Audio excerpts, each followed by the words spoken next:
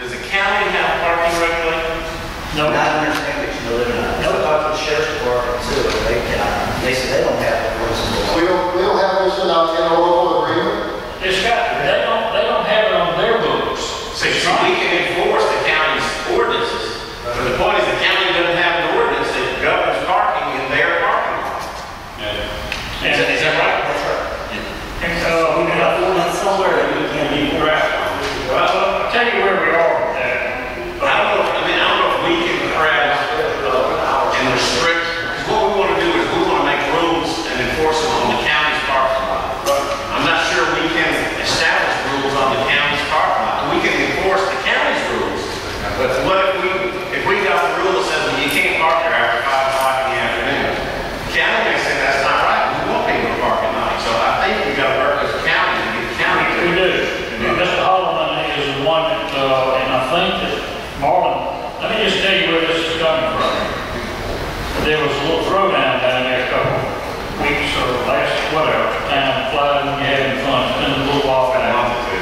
Anyhow, you have people with signs on the seawall and over about the pavilion, and you tell them, no boat, trailer parking. Well, they ignore it. They pull up flat, they take up 5 parking places, and they do this because you can't enforce it. And Marlon said, well, I got something for them. We want to allow them in there. And I'm trying to stave that off because many days we have overflow needs, especially with construction going on, that they need to park over there.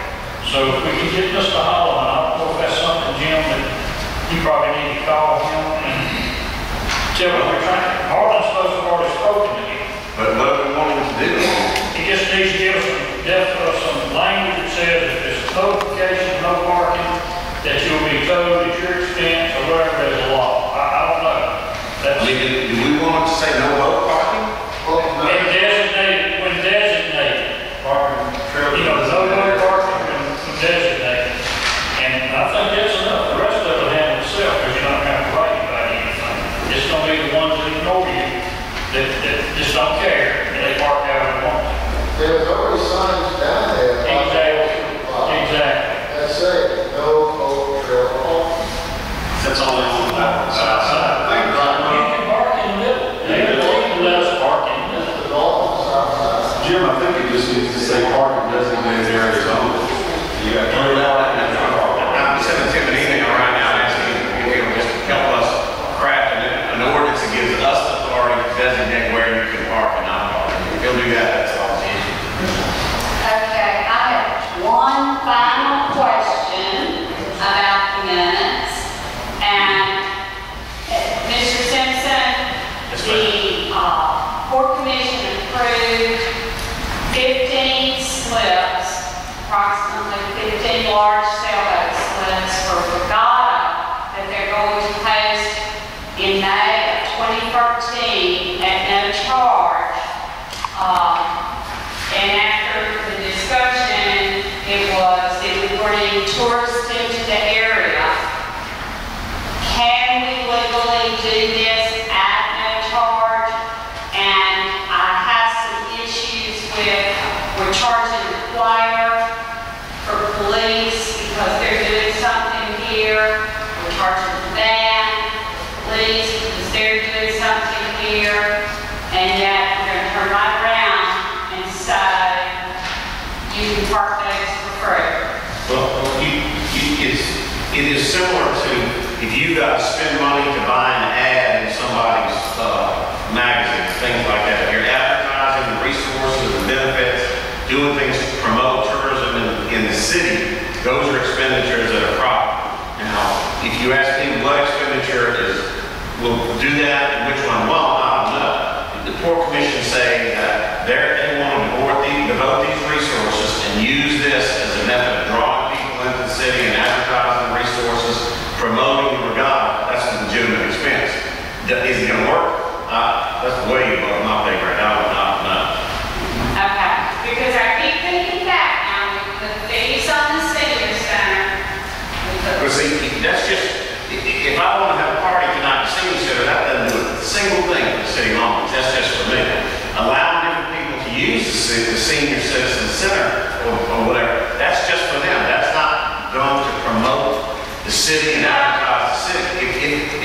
you want to bring an event to the Senior Citizen Center, and the purpose of it is to advertise the resources of the city and promote the city and promote tourism, that's an event the city can sponsor, and you can do that. But Christmas on the Avenue could very well be an event like that. If it's something sponsored by the city, now, if you're just going to give it to a private citizen to do it, that's for their benefit. But if the city is sponsoring Christmas on the Avenue, It's the school.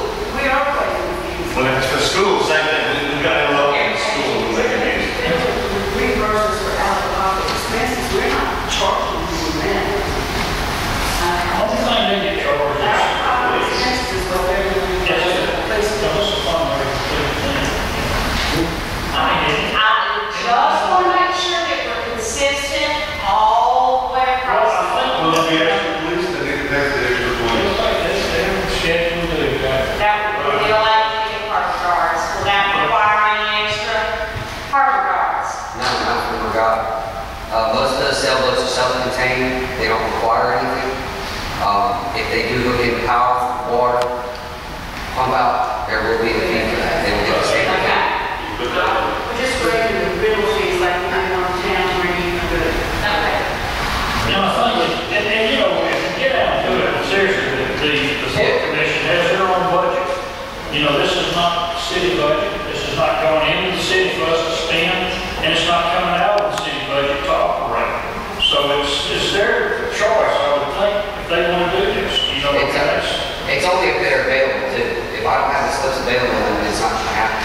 Yeah, okay, Yeah. Yes. One question real quick. Ms. Anderson, Yeah. is there any problem that we can just at least accept this conceptual plan? It's only conceptual, it's only the beginning. There could be numerous changes, but this is something for them to start with. They've already started, because they've already started to make changes to it. Well, I understand, but why not just go ahead and say, okay, we like concept A, and of course it's a, You know, we're going to be, more, again, and then the rest of the owners, again, until we get buy-in from those individuals, that this is something they can support. Until we get to that point, we shouldn't bring the plan to you to approve, because the people that get involved haven't approved. So we also have to get permitted, approved, because we don't want to bring your plan we can't permit. We So have to they talk to the just Secretary of State about this. We don't want to bring your plan, and you don't have to buy into these plans. So why do you want to approve it before we get a plan that we think can get approved? Well, and it out just says that doesn't matter. it doesn't matter, that y'all need to just keep working on it. Until we get buy-in from everyone involved. And that's why, I didn't say that a few minutes ago, I should have. So the motion would be to approve amendments with exception to the concept A. Okay, we got a motion second, any more discussion? All in favor? So and also too, we're not just getting the work session this time. Mayor, on the docket claims, if y'all turn to page 18 on your docket, the invoice for Neil Schaefer, he told me today that she inadvertently entered the invoice for $1,615.42. It should be $551.92. So we'll make those changes when we print the checks. I just want to bring that to your attention that it's not $1,615.42, it's $551.92. We will do those changes. Ask you this, that is in this, the work they're doing for us on the, Storm. because I've got another study there, send it up, we can read it down. So we can just approve with those changes. So moved. Okay, all in favor? Motion carried. Department of Business, I'm not ready on that one. results, pass is not, they're not up to date with us on that. We just, Malcolm McGinn is going to prepare that agreement to send us, and just wait on that. Right, so there's no action. We're going to have redistricting questions, and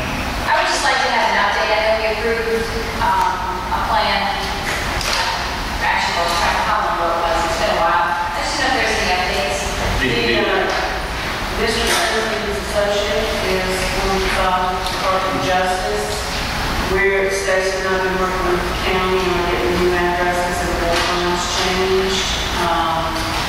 Ms. Clark has the whole package together. She'll work with Russ on getting everything to submit to justice. Around the threshold. It's a fairly complicated process. We have to get a couple of members of the community involved in it. To be candid, we hired Russ, like he's going out. We hired Russ a month ago, and he just started working a few days ago. And because that's all he's been doing for years for the Justice Department, is waiting for him to get here to do it. So he's been working on it.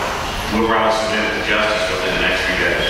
And they have 60 days to review it and get back to us, is that correct?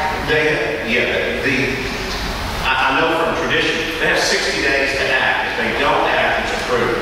If they have the slightest question, they ask you for more information of whatever kind, that buys them more time. Sure. Now, frankly, I'd be shocked if they had any question at all, especially because it's a good plan, because it's Long Beach, but also because Russ knows. I mean, that's what he did for years, so he knows it. So, Thank you.